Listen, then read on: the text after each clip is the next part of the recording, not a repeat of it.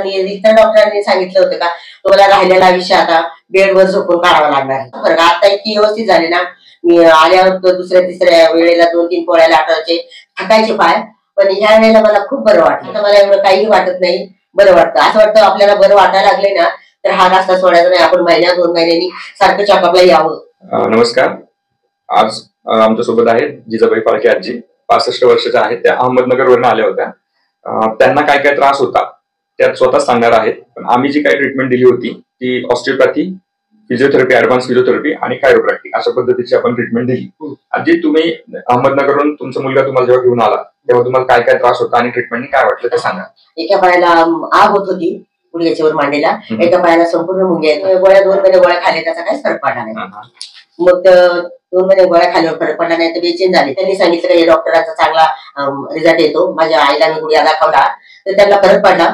आता इतकी व्यवस्थित झाली ना, मी आल्यावर दुसऱ्या तिसऱ्या वेळेला 2-3 पोळ्या लाटायचे, थकायचे पाय, पण ह्या वेळेला मला खूप बरं वाटलं. म्हणजे असं पोळ्या गेलं 9-10 पोळ्या तरी मी लागते, उभी राहते, फिरते.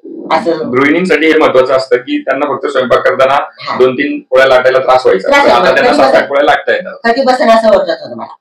तर आता मला एवढं काही वाटत नाही, बरं वाटतं. असं वाटतं आपल्याला बरं वाटायला लागले ना तर हा रस्ता सोडायचा नाही, आपण महिन्या 2 महिन्यांनी सारखं चेकअपला यावं.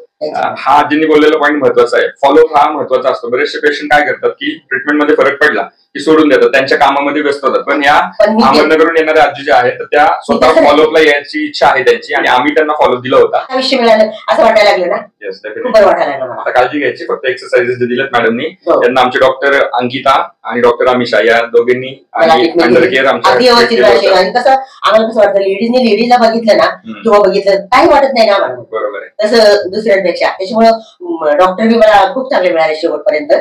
अगदी बोलून चालून हसून व्यवस्थित. मला ते दुखणं काही वाटलं नाही त्या अगदी सहज. धन्यवाद.